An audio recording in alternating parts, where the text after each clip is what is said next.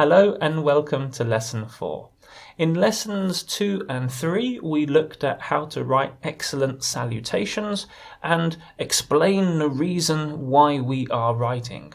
And now in this lesson we are going to look at how we present data and information that is needed. Needed for who?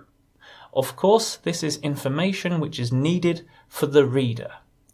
If the reader has information, if the reader has data and can read it and can understand it, the reader will be in a much better position to do what you want them to do. And so your email is much more likely to be successful. So how should you present data or information in your emails? Okay, as you can see behind me, there are quite a lot of general rules, so let's go through them one by one. If you're going to present data or information, you've got to do so in a reader-friendly way. Writing your information in a big block of text, just sentences, everything stuck together in a horrible paragraph, this is not reader-friendly. The reader has difficulty reading it. The reader has difficulty identifying how many points you're making.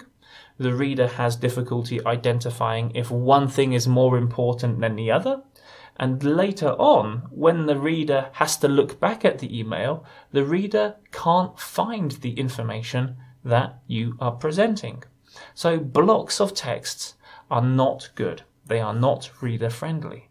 So you could use bulleted points, or bullet points even. You could use numbered lists if there is an order or if one thing is more important than the other. Better than that, you could use a table. Now, tables are fantastic because they break down complex messages in easy to understand ways. People know how to read tables. And when you're creating the table, it helps you as the writer identify any mistakes in your writing and in your messages. So tables are fantastic. And as always use plain English writing rules.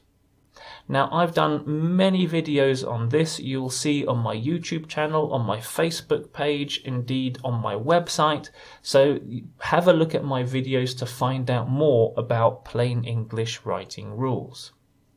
Now, let's deal with the things that you should not do. Don't assume the reader knows everything. You know because you're writing the email, but the reader doesn't know what's in your head. So you've got to make sure that what you are writing makes sense to the reader and that you don't leave the reader to assume anything. Be clear, be direct, be polite, and don't leave any room for assumption. If you let the reader assume, it's possible the reader will assume something else. So then you've got a problem. Don't make the reader look for and open an email from last month. So in an email, you might see a message which says, as we mentioned in our email last week, or as we mentioned in our email last month. This is not helpful for the reader. Now the reader has to go into their emails, find the email, read the email, and try to work out what it is that you're trying to say. The reader doesn't have time for that. So repeat yourself. Make it easy for the reader. Repeat that information in that email. Don't make the reader open several attachments and hunt for information.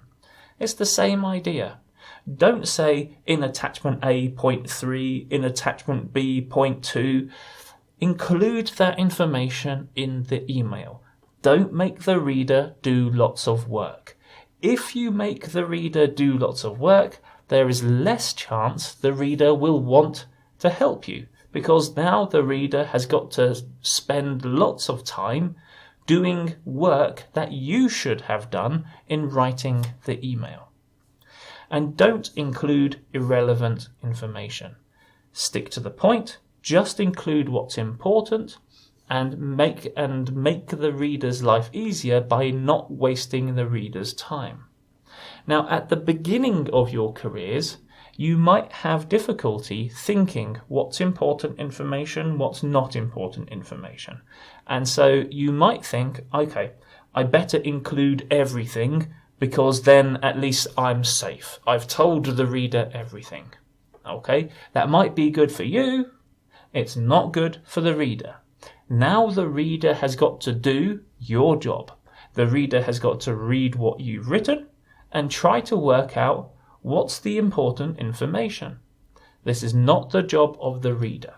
Don't make the reader do it. Okay, I hope you have remembered some of the things that I've said. Now we are going to put those things into practice. You can see behind me some questions. How would you rewrite the texts to present the information in a better way? And you can see I've got 3 texts, and all of those texts are referring to information. So remember what I said? Pause the video now and redraft those texts and see if you can present that information in a better way. And you might find out how easy it is. It's just a question of building new good habits. So pause the video now. Try to do that work and then unpause it and let's see what those answers are. Okay, so I hope you did the work. Let's find out a little bit more about how to present that information.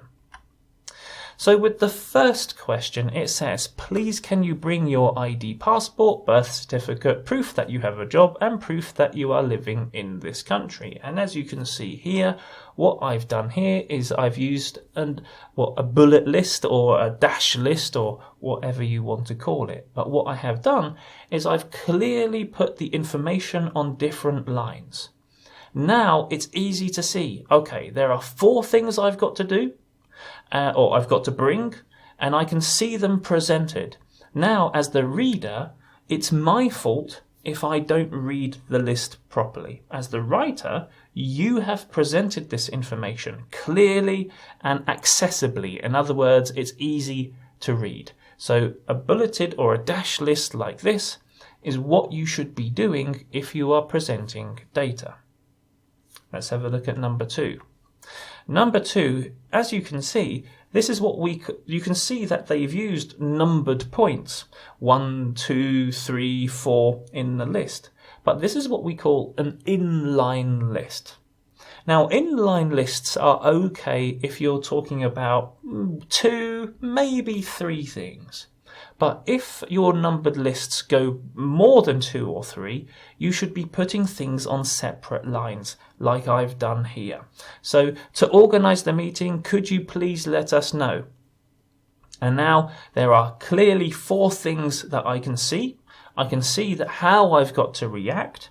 The language is polite, and the language tells me exactly what I need to do. If you can meet this week, who will be taking part? If I need any technical equipment and anything else you need from us. Very easy to read. What about number 3? Well, number 3 was all about information in other places. And I said, don't make the reader do the work and go into other documents or other emails. So here, as the writer, you've got to spend a little bit of time, make that list. As you can see here, this is what we call a nested list. So there's 1 point and then there's a nested list. Then there's another point, another nested list. And here you're dividing up the information very clearly.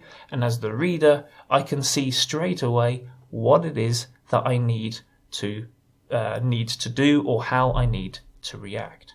Okay, I hope you managed to get those answers or similar answers to the answers that I showed you, and hopefully you'll understand that by using bulleted points or by using tables, you're showing the information in a clear way and you're helping the reader.